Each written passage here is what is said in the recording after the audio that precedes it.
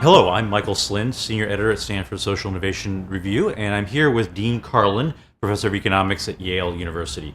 Dean is a leading figure in the movement to pursue rigorous academic research on the problem of global poverty. He is the president and founder of Innovations for Poverty Action, and he also sits on the board of the MIT Jameel Poverty Action Lab. Both of these organizations conduct sophisticated in-the-field experiments that aim to show which interventions really work when it comes to fighting poverty and which ones don't work so well. So, Dean, let me start with this first question. What are you and your colleagues learning about what works and what doesn't in this area? And give me a sense of how the kind of experimental research that you conduct helps illuminate this issue. So the key thing is to try to figure out what is not just what happens to people in a program, but to what would have happened had the program not happened. That's the key difference between what's happening these days in the space of impact evaluation versus what was happening 20 years ago. And the second thing I think that's at the heart of this is, in some sense, to embrace our ignorance. Embrace the fact that there's lots of things that sound good, and the best way to find out what's working is to embrace how little we really know until we just go and find out and set up simple tests to find out. Like, okay, A and B both sound like good ideas, and now I need to just find out which is better by testing out A versus B. The thing I think that's the challenge with the space is, how do you go from a simple test that's A versus B to knowing policies to set and how to go somewhere new and what to do there. And that's in some sense the most challenging aspect of this whole space, is learning how can we go from A worked better to B to an understanding of why A worked better than B. Because when we understand the reasons why things work, that helps us much better in setting policies in new places, in new contexts. I think that I can segue to a second question that I have for you today, which is, and here I want to sort of broaden out to really look in general at the conversation today about poverty and inequality. Is there one, I'd like you to tell me, what's the one big thing that you think people fail to understand when it comes to understand the root cause of the core attributes of poverty in the world today? That there isn't. It's the short answer. That there isn't one root cause. There isn't one root answer. There isn't one simple point to make to answer your question.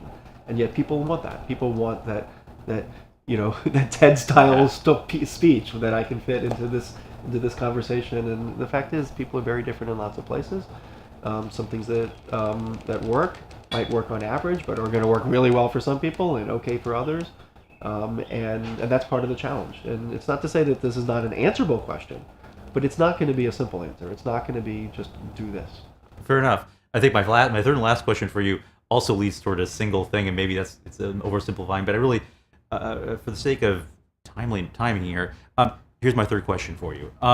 Is there one idea or intervention or initiative that you're seeing out there now that's emerging that you think has the greatest potential to advance economic and social inclusion? So, and I want to be clear to answer your question. I'm going to name one, but I want to be clear that I'm not naming the one, as if it's, as if I'm canvassing the world and declaring this to be the idea. But it is an idea that I think is actually a very important one, and it goes, for me personally, it actually has an intellectual arc to it that tells the story of how I got into this entire space. In the early 1990s, I was working in microcredit in El Salvador. And one of the things that struck me when I was working down there, I was not a researcher, I was working on software, was that we didn't really understand what the program was doing, what its impact was. That's what actually motivated me to go back and be a researcher, to try to understand these things and help organizations and donors direct their resources towards effective ideas. And now that we've seen about 6 or 7 randomized trials on microcredit, we've learned that the original aspiration of raising income for the world's poorest is failing on 2 dimensions. It's not raising average income for the people in the program, and it's not reaching the world's poorest. And so there's 2 ways you can go from that. You can say, okay, how do we change the credit model into a different financial inclusion model? Right. And so there's a lot of exciting work that's being done on that front. The other is to say, well, no, let's double down on this income target and this targeting the world's poorest to figure out what to do here. And this is where a series of projects we've now seen called the graduation model, which is an integrated but grant-based program. So this is not a business model.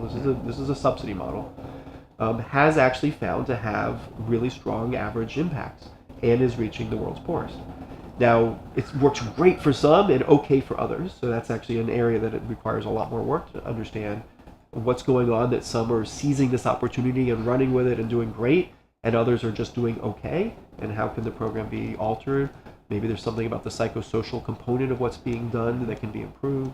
There's lots more to learn about how to make this better, but the initial results are actually very striking from 7 different countries in the world. Well, thanks for sharing that information with us, and thanks for answering our 3 questions today. Great. Thank you very much.